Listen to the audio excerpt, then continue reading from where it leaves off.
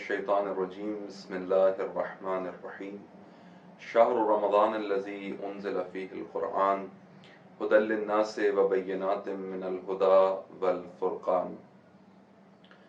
ماہ مبارک رمضان میں خداوند متعال کے حکم کے امتثال کے طور پر اور پروردگار کے حکم کو بجا لاتے ہوئے ایک امر جو خدا نے واجب قرار دیا ہے اور اس ماہ کا ادب ہے وہ اس ماہ میں روزہ رکھنا ہے۔ ماہ مبارک رمضان وہ مہینہ ہے جس میں خدا نے اپنے بندوں پر روزوں کو لازم قرار دیا ہے۔ روزہ یعنی ایک خاص وقت سے فجر کی آذان سے لے کر وقت فجر سے لے کر صبح سے لے کر شام تک آذان مغرب تک کھائے پیے بغیر رہنا، اس کو بظاہر روزہ کہا جاتا ہے۔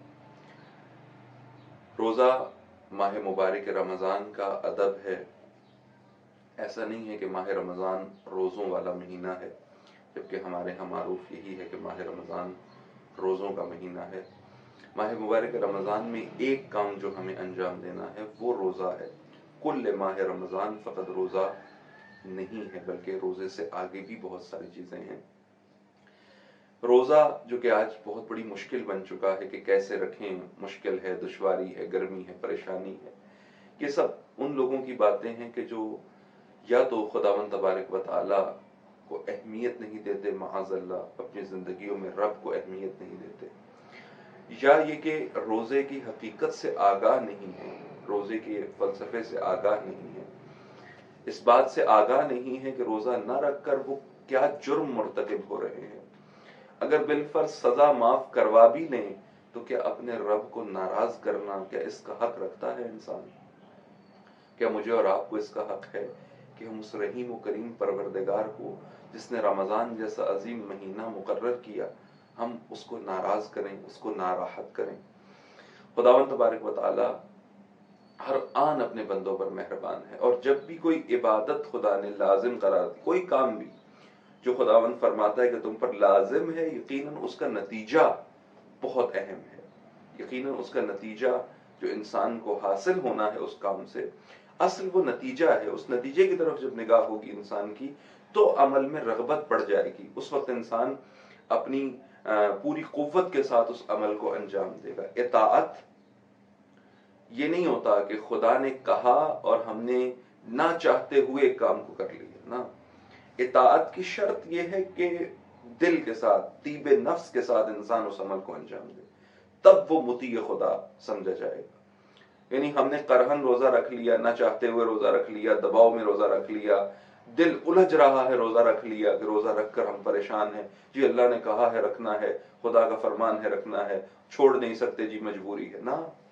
بلکہ اطاعت اس وقت ہوگی جب انسان دل کے ساتھ کہ حکم ہے آپ کا، حکم سر آنکھوں پر، اے پروردگار تیرے حکم پہ میں اپنی جان دے سکتا ہوں، تیرا حکم سر آنکھوں پر، میں پورے دل کے ساتھ اس عمل کو انجام دوں گا۔ کیوں؟ چونکہ مجھے معلوم ہے کہ تو اس کے نتیجے میں مجھے بہت عظیم نعمتیں عطا کرے گا۔ خدا تعالیٰ کا فرمانا ہے کتب علیکم الصیام، میں نے تم پر روزے لکھ دیے ہیں، کما کتب علی الذین من قبلکم، جس طرح سے تم سے پہلے لوگوں پر روزے لکھ دیے تھے۔ نتیجہ کیا ہے؟ کیوں لکھے ہیں؟ لعلکم تتقون، تاکہ تم متقی ہو جاؤ، تاکہ تم میں تقوی آ جائے۔ تقوی وہ اہم صفت ہے انسان کی، کمال انسانی میں سے ہے۔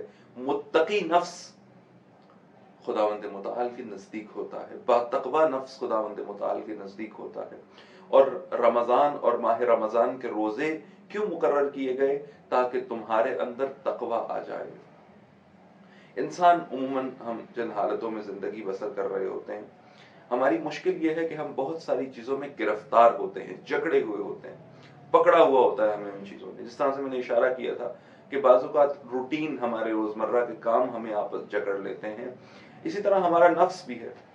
ہم کوئی مثبت کام، اچھا کام کرنا چاہتے ہیں، نفس روک لیتا ہے۔ مثلا بعض لوگ کبھی اگر موقع مل جائے کوئی تبلیغ سننے کو، تحریر پڑھ لے، مثلا ماہ مبارک رمضان کے دروس میں شرکت کی اور یہ ارادہ کر لیا کہ اب سے ہم نمازی ہوں گے، اب سے کوئی خطا نہیں کریں گے، خدا کے فرمان کو نہیں ٹھکرائیں گے، اور مثلا ایک نماز نہیں پڑھتے، اب سے نمازی ہیں مثلا۔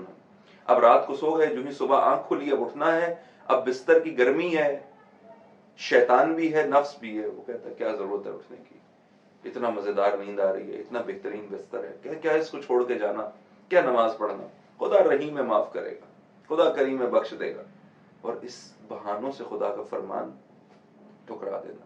وجہ یہ ہے کہ ہمارا کنٹرول ہمارے اپنے ہاتھ میں نہیں ہے، ہماری خواہش ہمیں کنٹرول کیے ہوئے ہے، خواہشات ہمارے کنٹرول میں نہیں ہیں بلکہ خواہش ہمیں کنٹرول کر لیتی ہے، ہم سے گناہ کرواتی ہے، ہم سے خطا کرواتی ہے، ہم سے غیبتیں کرواتی، نہ جانے ہم سے کون کون سے گناہ کرواتی، خواہش ہم سے خدا کی اطاعت چھڑا دیتی ہے، خواہش دل پیاسا نہیں رہ سکتا، بھوک کیسے برداشت کروں گا، کیسے رہوں گا، اگر ہمیں چھوٹی سی پریشانی ہو جائے نا، اس پریشانی میں ہم 2 دن کھانا نہیں کھاتے، یعنی اس پریشانی میں اتنی طاقت ہے کہ اس نے ہم سے بھوک بھلا دی ہے، پیاس بھلا دی ہے ہمیں، لیکن فرمان خدا نہ ہمیں پیاس بھلاتا ہے نہ ہمیں بھوک بھلاتا ہے۔ اگر خدا نے کہا نہ کھاؤ، ہمیں بہت شدید پیاس لگنے لگتی ہے، چونکہ نفس تیار نہیں ہے، نفس متقی نہیں ہے، نفس کو ہم نے اپنی قید میں نہیں کیا ہوا۔